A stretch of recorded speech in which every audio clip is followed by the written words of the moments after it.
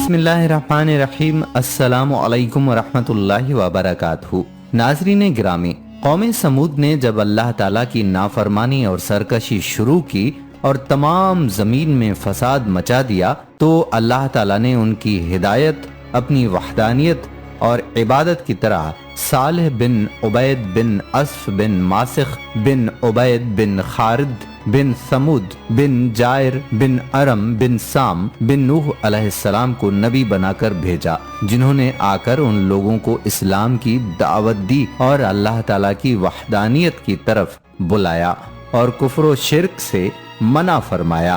جب صالح علیہ السلام لوگوں کو اسلام کی دعوت دیتے تو قوم انہیں مختلف طعنے دیتی، جسے قرآن نے بڑے عجیب انداز میں سورۃ ہود میں بیان فرمایا ہے۔ انہوں نے کہا، اے صالح، اس سے پہلے تو ہمارے درمیان ایسا شخص تھا جس سے بڑی توقعات وابستہ تھیں، کیا تو ہمیں ان معبودوں کی پرستش سے روکنا چاہتا ہے جن کی پرستش ہمارے باپ دادا کیا کرتے تھے؟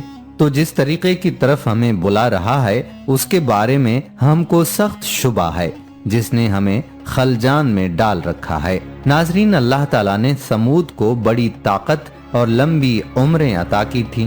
سمود ہجر کے علاقے میں وادی قرہ کی طرف آباد تھے اور یہ وادی حجاز اور شام کے درمیان واقع ہے۔ ان کی عمریں اس قدر لمبی ہوتی تھیں کہ جب ان سے کوئی شخص مٹی گارے سے گھر تعمیر کرتا تو وہ گھر کھنڈرات میں تبدیل ہو جاتا، مگر وہ شخص زندہ ہوتا تھا۔ چنانچہ جب انہوں نے یہ ماجرا دیکھا تو پہاڑوں کو تراش کر اس کے اندر اپنے گھر تعمیر کرنے شروع کر دیے۔ حضرت صالح علیہ السلام ہر وقت اپنی قوم کو اللہ تعالیٰ کی طرف بلاتے رہتے تھے۔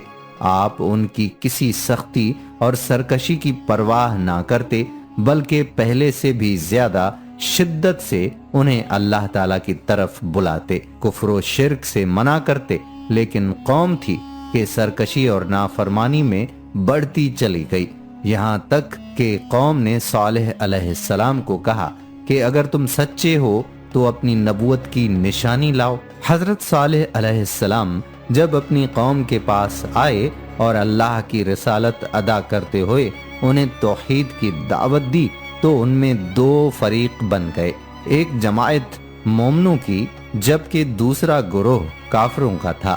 یہ آپس میں جھگڑنے لگے، جیسا کہ ایک اور جگہ ہے کہ متکبروں نے عاجزوں سے کہا کہ کیا تم صالح کو رسول اللہ مانتے ہو؟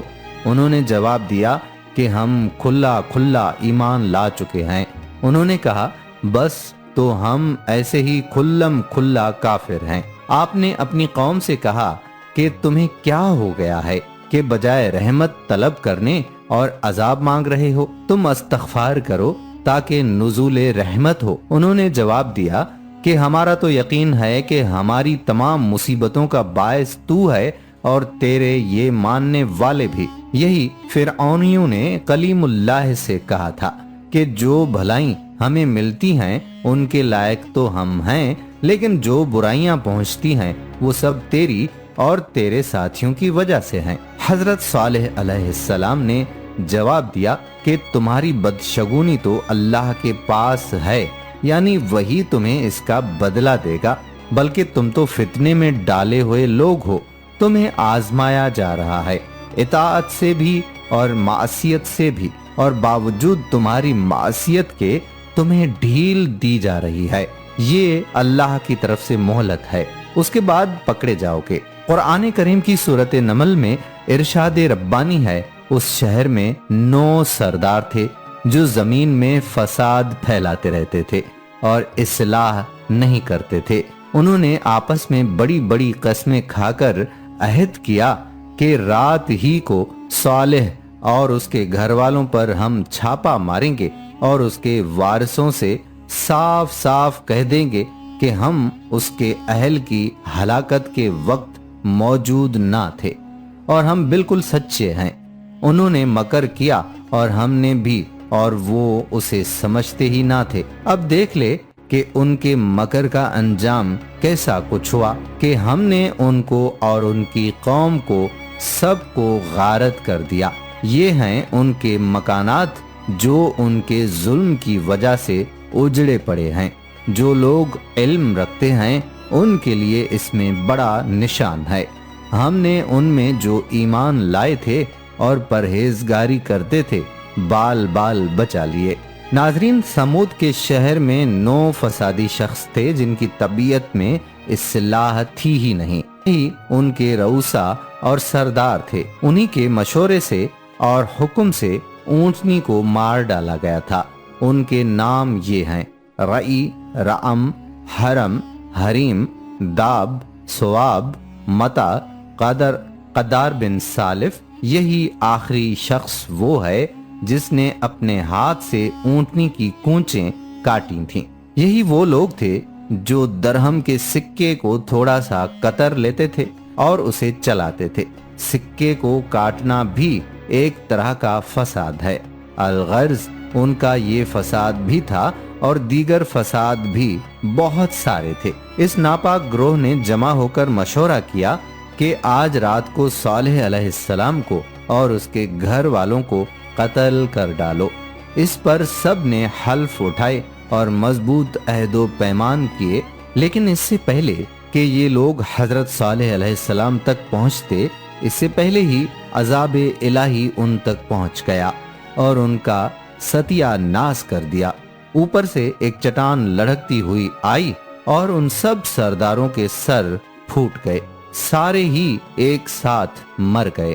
ان کے حوصلے بہت بڑھ گئے تھے۔ خصوصاً حضرت صالح علیہ السلام کی اونٹنی کو قتل کیا اور دیکھا کہ کوئی عذاب نہیں آیا تو اب نبی علیہ السلام کے قتل پر آمادہ ہو چکے تھے۔ مشورے کیے کہ چپ چاپ اچانک اسے اور اس کے بال بچوں اور اس کے والی وارثوں کو ہلاک کر دو اور قوم سے کہہ دو کہ ہمیں کیا خبر، اگر صالح نبی ہیں تو وہ ہمارے ہاتھ لگنے کا نہیں، ورنہ اسے بھی اس کی اونٹنی کے ساتھ سلا دو۔ قوم کے یہ سردار اس ارادے سے چلے، راہ ہی میں تھے جو فرشتے نے پتھر سے ان سب کے دماغ پاش پاش کر دیے۔ ان کے مشوروں میں جو اور جماعت شریک تھی، انہوں نے جب دیکھا کہ انہیں گئے ہوئے عرصہ ہوا اور واپس نہیں لوٹے تو یہ ان کی خبر لینے چلے۔ دیکھا تو سب کے سر پھٹے ہوئے ہیں، بھیجے نکلے ہوئے ہیں اور سب مردہ پڑے ہوئے ہیں۔ انہوں نے حضرت صالح علیہ السلام پر ان کے قتل کی تہمت رکھی اور انہیں مار ڈالنے کے لیے نکلے، لیکن ان کی قوم ہتھیار لگا کر آ گئی اور کہنے لگی، دیکھو اس نے تم سے کہا ہے کہ 3 دن میں عذاب الہی تم پر آئے گا، تم یہ 3 دن گزرنے دو۔ اگر یہ سچا ہے تو اس کے قتل سے اللہ کو اور ناراض کرو گے اور زیادہ سخت عذاب آئے گا، اور اگر یہ جھوٹا ہے تو پھر تمہارے ہاتھ سے بچ کر کہاں جائے گا؟ چنانچہ وہ لوگ چلے گئے۔ ناظرین، قوم سمود سے اللہ کے نبی حضرت صالح علیہ السلام نے صاف فرما دیا تھا کہ تم نے اللہ کی اونٹنی کو قتل کیا ہے تو تم اب 3 دن تک تو مزے اڑا لو، پھر اللہ کا سچا وعدہ ہو کر رہے گا۔ یہ لوگ حضرت صالح علیہ السلام کی زبانی یہ سب سن کر کہنے لگے، یہ تو اتنی مدت کہہ رہا ہے، آؤ ہم آج ہی اس سے فارغ ہو جائیں۔ جس پتھر سے اونٹنی نکلی تھی اسی پہاڑی پر حضرت صالح علیہ السلام کی ایک مسجد تھی جہاں آپ عبادت کیا کرتے تھے۔ انہوں نے مشورہ کیا کہ جب وہ نماز کو آئیں اسی وقت راہ میں ہی ان کا کام تمام کر دیا جائے۔ چنانچہ وہ پہاڑی پر چڑھنے لگے تو دیکھا کہ اوپر سے ایک چٹان لڑکتی ہوئی آ رہی ہے۔ اس سے بچنے کے لیے وہ ایک غار میں گھس گئے۔ چٹان آ کر غار کے منہ پر اس طرح ٹھہر گئی کہ منہ بالکل بند ہو گیا۔ سب کے سب ہلاک ہو گئے اور کسی کو پتہ بھی نہ چلا کہ کہاں گئے۔ انہیں یہاں یہ عذاب آیا، وہاں باقی والے لوگ وہیں ہلاک کر دیے گئے، نہ ان کی خبر انہیں ہوئی اور نہ ان کی انہیں۔ حضرت صالح علیہ السلام اور ایمان والے لوگوں میں سے کسی کا کچھ بھی نہ بگڑا۔